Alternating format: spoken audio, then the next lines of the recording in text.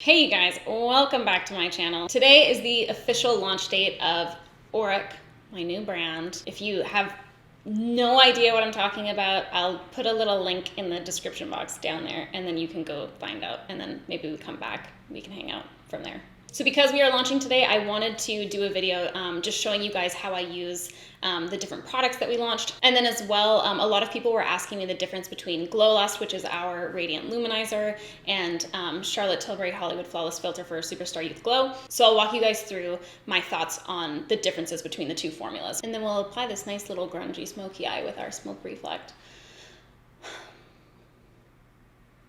That's it. All right, let's jump into it. So I'm gonna start with my eyes, and I'll show you guys how I use Smoke Reflect. I put down eye primer and then skin tone shadow all over the same way I do normally.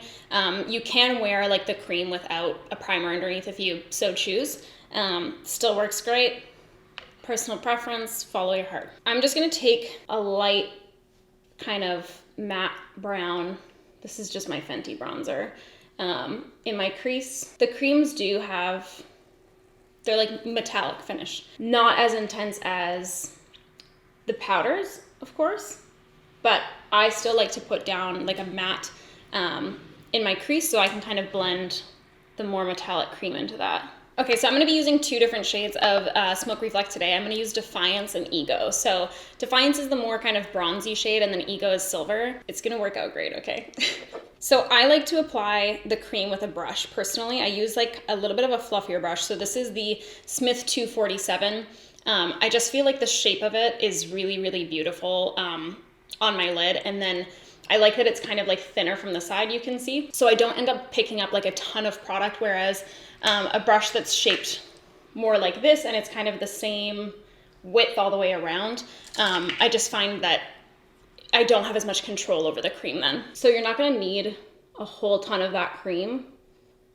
I would say, especially if you're newer to cream shadows, start with less, do kind of like a sheer wash, and then build up that color as you go. Another thing, if you find creams to be like a little bit finicky for you, I like to keep like a clean brush on hand so then I can just kind of go around the edges if I need to and just blend out any edges. It's also kind of nice to start in the center of the lid or wherever it is that you're wanting the most pigmentation of that. Was Jan's? Oh. Yeah, you're so cute. Wherever you want the most saturation of that color, start with your brush there. Stop, she's licking the lotion off my legs. Start there, and then as your brush has less product on it, you can kind of move towards like the perimeter of that area. So that way you're kind of blending as you go. Oh fuck, I forgot that I was gonna leave that little blank space open. I've been very scatterbrained lately.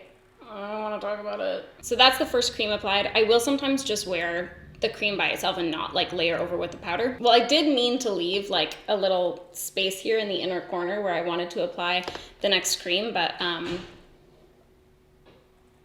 forgot, to be honest. So I'm gonna take the cream from Ego now on a Smith 253, and I'm going to just layer that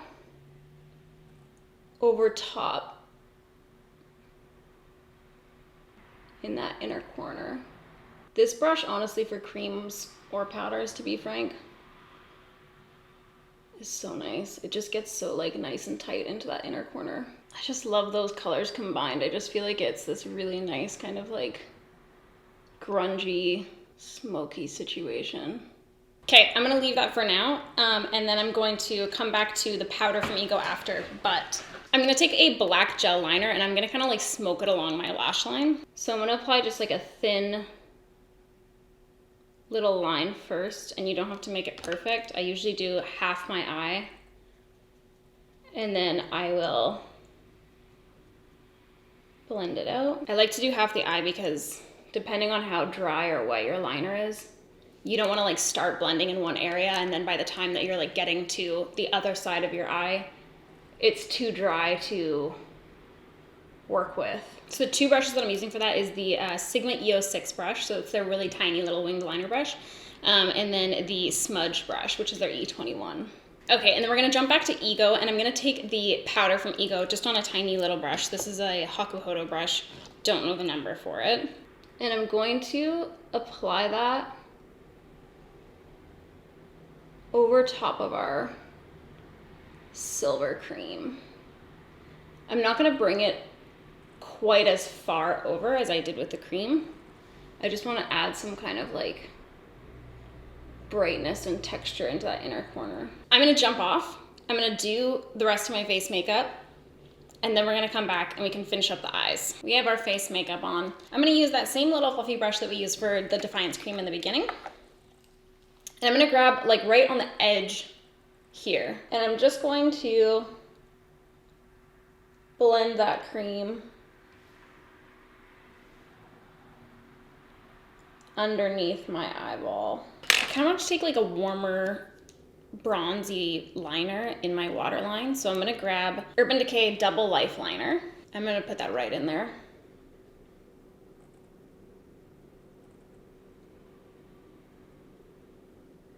Okay, and then I'm gonna grab the same brush that we used to apply the cream from Ego. And same thing, I'm gonna be taking it on the side of the brush. And I'm just gonna put a little dibble dabble of that right in my inner corner and then blending into the rest of my under eye area. Do you feel the vibes? Do you see what I'm saying here? Then I'm gonna take the same brush that we used to apply the powder and same thing right on the side. And I'm just going to dot a little bit of that on in that inner corner. You know what I might do just like for the halibut? I'm gonna take a little bit less of a dense brush. So this is the Sigma E47 brush, and I'm going to pick up the powder from Defiance, and I'm just gonna tap a little bit of that into my inner corner because we're just here. So it's kind of like, why not? So I just wanted to take a little bit less of a dense brush so we wouldn't have this really like intense like pack of color there, but we can just get a little shine going. So those are our finished eyes. I'm going to go ahead and apply my Glow Lust. Before I jump into it, I'm gonna answer some of your guys' questions that I saw you commenting in the comment section. So a few people, I knew this would happen. A few people were confused and thought that it was maybe a foundation. Not a foundation we're dealing with here. I would sooner liken this to a highlight, like a liquid highlight, rather than a foundation or a tinted moisturizer or anything like that. It is a really hydrating formula. It does have a little bit of coverage, and obviously the range is a little bit more skin toned rather than like your traditional, like champagne gold pink highlights. So it wasn't intended to be a foundation. If that's how you want to use it, I mean, go hard, man. A lot of people were asking the difference between Glow Lust and Charlotte Tilbury Hollywood Flawless Filter for Superstar Youth Glow. The name is like a little bit less of a mouthful, which is a shame, honestly. So the biggest difference is for me, our formula I find quite a bit thicker, so hers is a little bit more, it's not like a super thin or super watery formula, but it is a little bit thinner in comparison. So I find ours to be a little bit more emollient, a little bit creamier. We do have a little bit more of a tint to ours than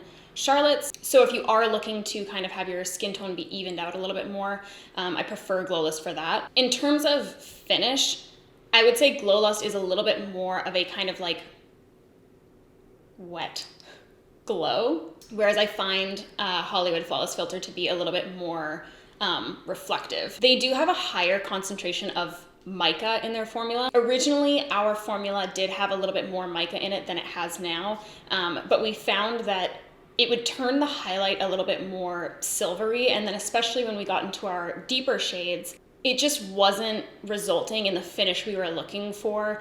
It would kind of make the tone a little bit off and ashy. So because of that, we decided to reduce the amount of mica in our formula, which then resulted in less of a like pearly reflective highlight and more of a kind of like glowy highlight. And lastly, the biggest thing for me is that Glow Lust, I find, doesn't emphasize my texture quite as much. So that's why I kind of like opted for liquid and cream highlights in the first place, because I found that powder highlights always really made me look super, super textured. So I think, again, just going back into that concentration of mica, Obviously, the more reflective and shiny something is, the higher concentration of that type of ingredient, the more textured I find it looks on my skin. So those are the biggest differences that I find, but you know, let me know your thoughts. So let's jump into it. I'm gonna apply it over top of my foundation as more of like a traditional highlight. To be honest with you, like I might use Pyrite. So Pyrite is our third lightest shade. It's a little bit too deep for me to wear kind of like all over my face. I probably wouldn't opt for it that way. Pyrite is more of like a glow. It kind of blends in with my skin and my bronzer a little bit more, but I do really like it as a highlight over top of my foundation, especially because I do wear bronzers that are a little bit more warm toned. I don't typically opt for like really cool toned contours. So I'm just grabbing Glow Lust on my little beauty blender. You can apply it with whatever you want, really. I guess it depends how I'm applying it, because if I'm mixing it like with skincare, then I'll usually put it on with my hands. If I'm mixing it with foundation, then I'll use either like a sponge or a brush. And then if I'm putting it on top as like a highlight, then I usually opt for a sponge. So that's Pyrite on me. I just like that it looks like kind of more of a bronzy glow like I was talking about. The people that we had on set in Pyrite are like quite a bit deeper than me, quite a bit more tanned than me. It's a really flexible shade across like a pretty wide range of skin tones.